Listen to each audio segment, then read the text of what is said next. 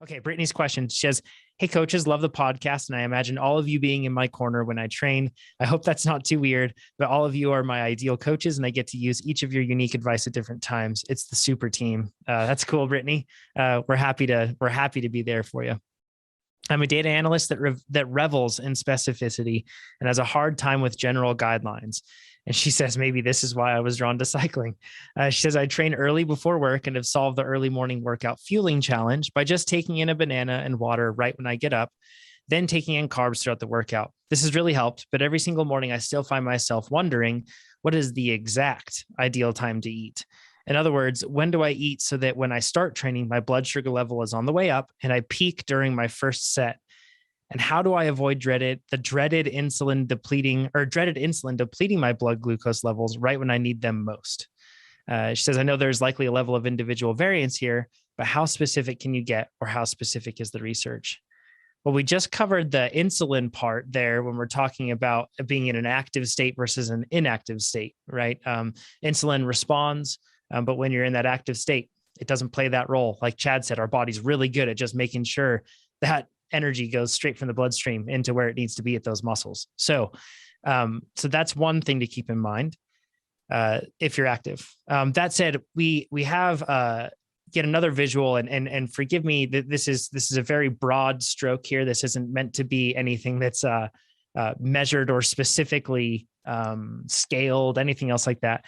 But these are just graphs that can hopefully imply the relationship of insulin and blood glucose, but visualize them. And once again, this is implied. This is not measured or precise in any way. But when you're in a sedentary state and your blood sugar goes up, then your body, like Chad just said, sends the insulin soldiers to the rescue, and they go out there and they end up managing that level, right? What managing that level looks like is a decrease in blood glucose levels. That's what happens. And then it will stabilize thereafter. Insulin production will drop off. And then as a result, also your blood sugar will just stabilize at what should be a healthy rate. That's how it works, right? So that's in your active or in your sedentary state, that's what goes on.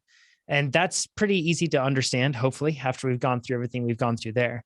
But in an active state, it does change. And particularly looking at the context of your question here, Brittany, we can see that there is a change in how our body does this. So first of all, when you start training, it really does have a profound effect on what you do.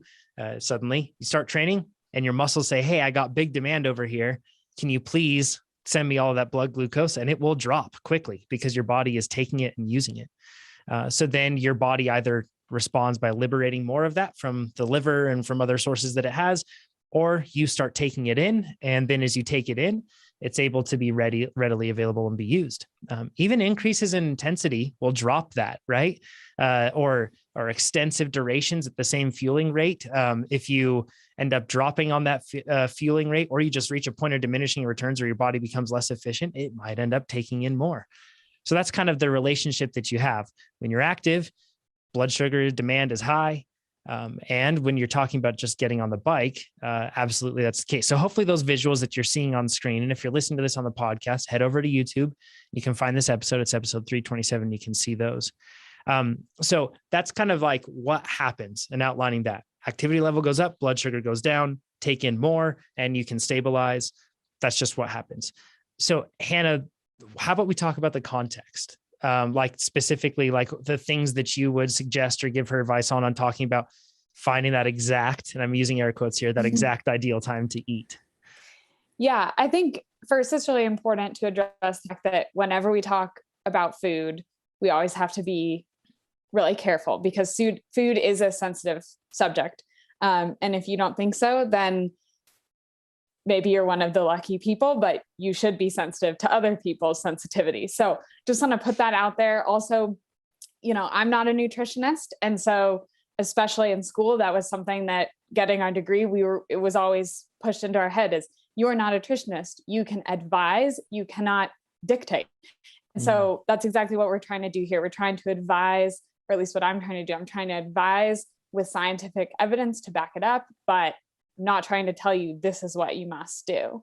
But I also really relate to what you're saying is you like specific guidelines and have trouble with general guidelines. So I want to try and be as specific as possible.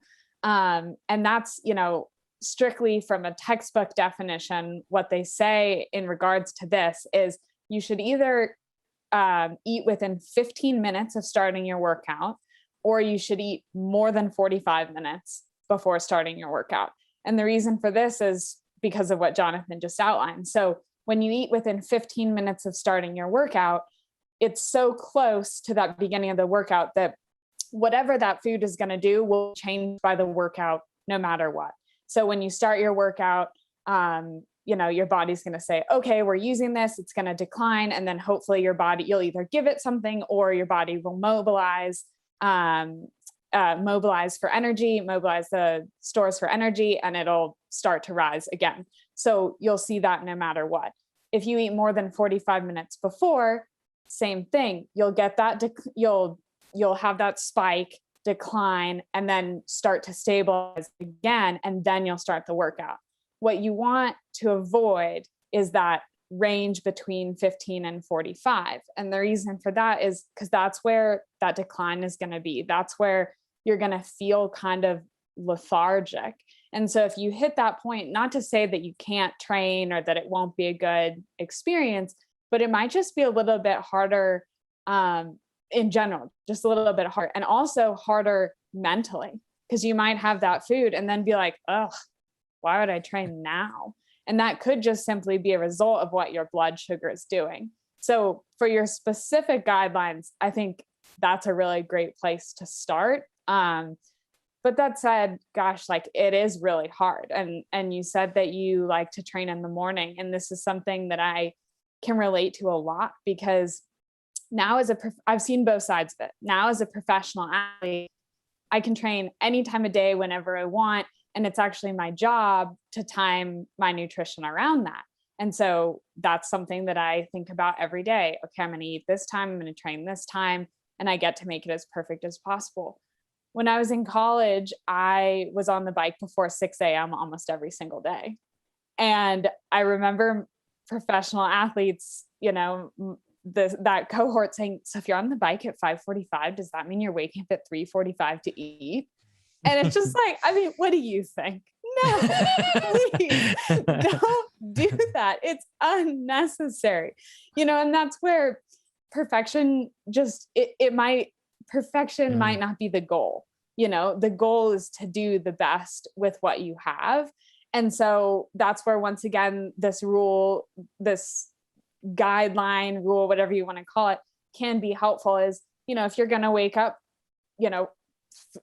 45 minutes before, maybe you do eat right away. If you're one of those people that you have your kit laid out and you're going to roll out of bed, throw the chamois on, get straight on the bike, it's within 15 minutes. And what you eat in that time frame will also, or when you're eating, could also dictate what you're eating. If you're eating 2 hours before, we might be eating those pancakes, and that's perfect. And what a joyous experience. If you're eating 15 minutes before, it might be that banana and water. So it's just playing with these guidelines and figuring out what works for you, what works for your body, and also what works for your lifestyle. Yeah, great advice on that. And probably answering a lot of questions proactively that athletes have about fueling early morning workouts and getting up crazy early to do so. Chad, what do you have any thoughts to share on this one? Kind of the concept of timing it and everything? I do. I just kind of want to shine light on the inherent complexities of trying to be exact, because it's like chasing perfection, trying to be hyper specific. It's a tall order. So I mentioned Jake Kushner earlier, the pediatric endocrinologist, and he was in a podcast with Peter Attia I listened to a while back, super informative. But a couple of things he mentioned that I jotted down. First off, there are some 40 factors that can influence blood glucose. So I mean, it's being affected from a number of different angles. For example, different food compositions. So the comparison between, you can talk about carbohydrate, but starch versus refined carbohydrate, tremendous difference in how it impacts your blood glucose or your insulin release. Ground beef versus steak. I mean, something as simple as just a change in the what I term format. Omega-3 polyunsaturated fatty acids versus saturated fats. Again, different impacts on blood glucose, insulin delivery, or insulin release. So this is kind of a matter of quality, but also, again, format. Additionally, a different intake order. So if you chase a salad with pasta versus chasing pasta with meat, different things happen. It's different rates of energy release. The reason being is that these different macronutrients have different rates of gastric emptying. So if they empty at a slower or quicker rate, they make it into your bloodstream at a slower or quicker rate. And then all of these things are potentially variable between individuals. This is probably not news to anybody, but if you look at the insulin index or the glycemic index, or you look at the glycemic load, whatever, if you look at how this should impact you, how it impacts you can vary drastically from how it impacts another person. We always talk about like white bread being the more bioenergetically available than table sugar. Not for everybody. It doesn't hold true. Some people just don't see the same effect. And then it's potentially variable within the same individual. And this is what I found really interesting, is that an identical food can have different insulin response. And this comes back to other variables: stress, sleep, exercise. And there are a lot of things that can impact how that same food interacts with your intestinal system and your metabolic system. So all of this basically steers me and any data scientist or data analyst back to continuous glucose monitoring. So CGMs. I mean, if you want to get hyper specific, you can't have snapshots. You have to have continual feedback. You have to be able to observe trends. You have to be able to see how one thing affects you and you alone, and then build a database. It's a ton of work. And frankly, I think in a lot of cases, it's unmerited. It could be tremendously beneficial. And I do recognize that there are definitely use cases. Athletes, endurance athletes competing who have type 1 diabetes. Absolutely. You have to very closely manage your blood glucose at all times. People on professional teams, I mean, we're trying to find chinks in armor, right? They're trying to find the little things that they can improve. Well, maybe CGM can lead them to new insights. Absolutely. I think for most of us, it's a bit excessive. Interesting, absolutely. Useful, very probably. Necessary, absolutely not. But I'm super keen on it myself. Yeah, if I could share an anecdote in that regard of my experience with using CGM or continual glucose monitor and looking at everything from a training perspective and everything else, it's really hard. Like you said, Chad, it's really, really complex. And even from one day to the next, if you eat the same thing, which I have done, I've like same exact food, tried to time it the same, but life inherently inserts variables of different levels of stress or activity or anything else. You might still 16 minutes, trying to pinpoint it at 16 minutes and 30 seconds of the exact time to do it. You're more looking at like, okay, is it within a half hour? Hopefully, like, how can I pin this down? I really like that window that you shared there, or those two windows of 15 and 45, and kind of shooting for that, because it's really complex. And like you said, layering is different.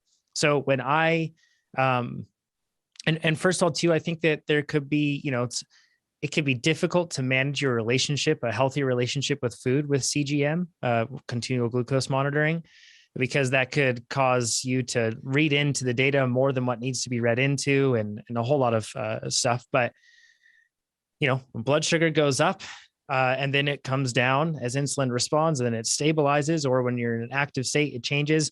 All that stuff can be really interesting. But I can validate what Chad has said personally in saying that the order of the food that you eat matters. I can also validate the difference between things like white and brown rice. White rice, I see a much more rapid uptake in blood glucose levels. And then kind of like an equal and opposite insulin response usually is what exists to everything that I take in. So it seems. And if I take in something like brown rice, it's much more gradual. And the drop off is also more gradual. If I take in more fructose, it tends to actually strangely seem like things are more sustainable. If I take in more glucose in proportion, it tends to spike more. So there's lots of things that I've figured out by that, but it certainly hasn't made it so that in this case, Brittany, I feel like 16 minutes and 32 seconds is my magic time. What it has done is just prompted me to follow the advice of Hannah, where I'm like, oh, okay, my workout's coming up. I should take something in 15 minutes beforehand. That's a good thing to do. And then when I get on the bike, it's just reminded me to take my own advice more, which is make sure you're fueling constantly. You know, it's not like it's not like it's opened this vaulted door where I've been, waiting to find out all the information behind it. It's just basically like, hey, all the general advice that you hear from folks that are science-based, it turns out it's really good. You should follow it. So that's kind of my experience with it. It's been interesting to measure it and to see what I've learned from it. But Hannah, this is also somewhat dependent too, right? I mean, for cycling, it's pretty easy to take in. And for some folks like Nate, I feel like Nate could eat like a meat lover's pizza on the bike and be okay. But in cycling, it's a bit easier than like multi-sport stuff. And you have a history in tri. How have you found meal timing or just taking in food differently depending on that? Yeah, I think this is such a funny subject. When I thought about bringing this up, I was like, yeah, of course we need to normalize this. And now that we're on this huge podcast, I'm like, oh gosh, we're really going to talk about this. But I think that it's really important to talk about because at least for me, I spent 10 years racing triathlon and then I switched to cycling. And that transition, I feel like was easy because all of a sudden, I felt like nutrition for triathlon had to be a little bit more delicate. And then as I transitioned to cycling, I discovered more and more things that my body could actually handle while on the bike. And so for me with cycling, I feel like I have a big array of foods that I know sit pretty well with me. And that variety is great. And if I do have a stomach issue, it's probably just going to be, oh, my stomach hurts. And if it's a training day and not a race, that's something that's just mental note. We can move on. We can push through this, whatever I need to do. For triathlon, it was a little bit different and a little bit more of a bummer, especially, swimming, same thing, maybe just some stomach cramps, something like that. Personally, running is tough. And I think it needs to be normalized because no one ever wants to bring it up. But when I bring it up in my close circle of friends, everyone's like, oh my gosh, me too. So I can only assume that if we talk about this on this podcast, everyone listening is probably gonna be like, yes, if you have stomach distress running, it might be a side stitch. It might be a cramp. It might be stopping at the porta potty every mile. And it is not fun. It is not fun. So for me, I just think it's important to talk about those differences. For me, running, I can't take in very much at all. So for me, running, it was always 2 hours. It was always more than 45 minutes. Realistically, I probably needed 2 hours in order to eat something and then go running. If I ate something in that 15-minute time frame before starting the run, I needed to make sure that my run went back by some sort of restroom or something after the warm up. So I think it's important to talk about. I'd be curious if anyone else here wants to back me up. So I'm not just awkwardly talking about that, but I think it's really important to talk about because we talk about all of these variables and same thing, variables with sport, your body responds differently. When you run, there's a gravitational force. At least what I picture, it's pulling everything down. And you can feel it when you're out there. No doubt. It's common, Chad, you've raced duathlon and I haven't done anything like that. So I can just comment on what I've observed from other athletes' experiences, but not my own. Is there a question in there? Yeah. Yeah. Have you experienced this, Chad? The stomach distress, particularly unique to running versus cycling? 100%. Running, I mean, there's just jostling. I mean, you're working against gravity. There's a whole lot of movement going on. Whereas you're on the bike, I mean, maybe mountain biking, maybe get kind of rough and bounce things around a bit. But even then, it's just not the same. Running's it's just hard. And then you put a bunch of stuff on your gut and try to run. It's near impossible. I mean, I found that I regret it, but I can eat close to a ride and still get through the ride. I can even do a reasonably hard bike workout, having eaten pretty recently. Mm-hmm. I can't do those things running, and maybe I could struggle through it, but it would be a real struggle, far more than it is on the bike. And I don't even want to think about swimming. That just seems like way too much work to be doing and too little air coming in. I mean, there's just so many challenges already with swimming. I don't want to introduce that one also. Yeah. Tell me about it. Swimming, man. But this is why they have a lot of porta potties at every aid station in an Ironman, right? It's not, and it's not because you're the only one suffering from it and they've got 17 porta potties for you to choose from. It's because everybody goes through that at Ironman World Championships, right, Chad? When we've been there and we've been watching it, folks are going in and out of those at the world championship level. These are really high performing athletes, and it's common for them to experience this. I shouldn't say common, but it's not uncommon for them to go through a situation where they experience it. It happens. So it's something that absolutely needs to be taken into consideration. Also, kind of along these lines, that it takes training. It kind of takes time to get to the point where you can take in food reliably or comfortably, whether that's training your gut or whether who knows what the main cause is for you individually. But lots of things need to happen to get to the point where it's easier. If you like this video, make sure you give us a thumbs up. If you didn't like this video, you can give it a thumbs down, but let us know what you would have done differently in the comments below. If you want to see more of these videos, make sure you subscribe to our YouTube channel. And if you want to become a faster cyclist, check out TrainerRoad.com. Do it.